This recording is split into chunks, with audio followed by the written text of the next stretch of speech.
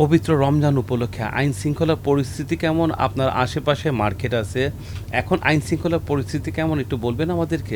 বর্তমান নতুন দেশ গড়ার লক্ষ্যে যে প্রতিশ্রুতি সবাই দিয়েছে আইন শৃঙ্খলা বাহিনী থেকে শুরু করে রাজনৈতিক ব্যক্তিবর্গ, বর্তমানে যা দেখছি চাঁদামুক্ত করার যথেষ্ট চেষ্টা করছে আইন শৃঙ্খলা বাহিনী। খুব সুন্দরভাবে ব্যবসা পরিচালনা হচ্ছে এবং আশা করি এই 2026 নতুন নির্বাচিত সরকারের মাধ্যমে যে রমজান আমরা পালন করছি, ব্যবসা বাণিজ্যের চাঁদা বন্ধের জন্য খুব তদারকিভাবে আইন শৃঙ্খলার চেষ্টা চালিয়ে যাচ্ছে।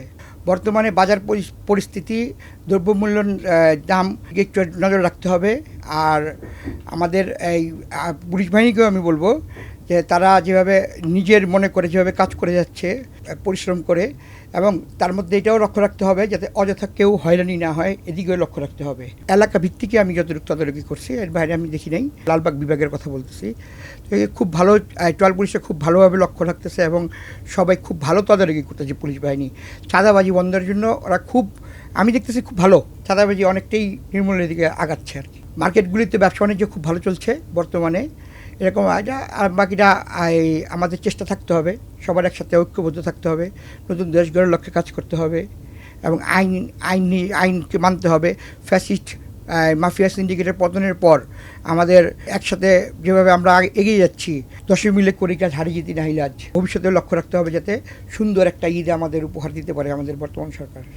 লালবাগ ডিসি মহোদয় এবং আইন শৃঙ্খলা বাহিনীকে আমার পক্ষ থেকে ব্যক্তিগতভাবে অনেক অনেক ধন্যবাদ। এবং আপনাদের এখানে আইন শৃঙ্খলার পরিস্থিতি কেমন একটু আমাদেরকে একটু বলবেন? আলহামদুলিল্লাহ, আমাদের এখানে বর্তমান আইন শৃঙ্খলা পরিস্থিতি বিগত আমল থেকে অত্যন্ত চমৎকার।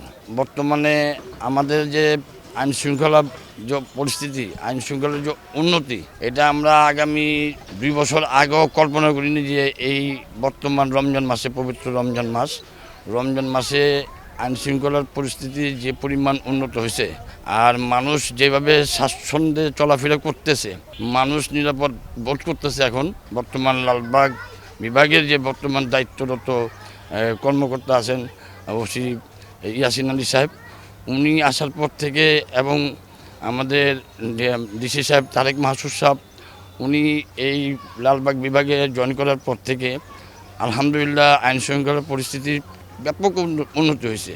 আর মানুষের তো চাওয়ার শেষ নাই, মানুষ সবসময় চায় যে আরও আইন শৃঙ্খলা পরিস্থিতি উন্নত হোক, মানুষ নিরাপত্তা স্বাচ্ছন্দ্যে জীবনযাপন করুক, মানুষ নির্ভয়ে চলাফেরা করুক, মানুষ তার স্বাভাবিক যে দৈনন্দিন যে চাহিদা, সেই যে সেরকম কাজকর্ম করার পর মানুষ যাতে নিরাপদে ঘরে ফিরতে পারে।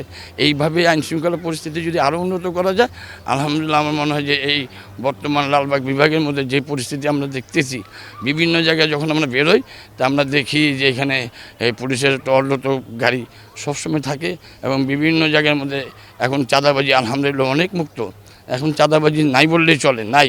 লালবাগ থানার ভারপ্রাপ্ত কর্মকর্তাকে অত্যন্ত অন্তঃস্থল থেকে ধন্যবাদ জানাই এবং তার দীর্ঘায়ু কামনা করি। আর আমাদের যে বর্তমানে লালবাগ বিভাগের ডিসি মহোদয় সাহেব আছেন তারেক মাহমুদ সাহেব, উনাকেও অসংখ্য ধন্যবাদ জানাই আমাদের আইন শৃঙ্খলা বাহিনীদেরকে। দীর্ঘত 2 বছরে আমরা আইন শৃঙ্খলা বাহিনীর যা দেখছি আর এখন বর্তমানে যে উন্নতি দেখতেছি ভাই, মানে আমাদের মার্কেটে এই মোড়া ও মোড়ায় একটা পুলিশের গাড়ি থাকে, রাইতের আমরা 12টা 1টা বাজে দোকান বন্ধ করে আসি, এই সময় দেখি আইন শৃঙ্খলা পুলিশের গাড়ি আছে। আমাদের এত যে এই অল্প কিছুদিনের ভিতরে এত উন্নতি যেন আমরা দেখতে পাবো, আমরা কোনোদিন কল্পনা করি নাই। ধন্যবাদ জানাই লালবাগ থানার ওসি সাহেবকে, লালবাগ জোনের ডিসি সাহেবকেও ধন্যবাদ জানাই। উন্নতিটা জানি বজায় জানি থাকে, আমরা ব্যবসায়ীরা আমরা এটাই প্রত্যাশা করি।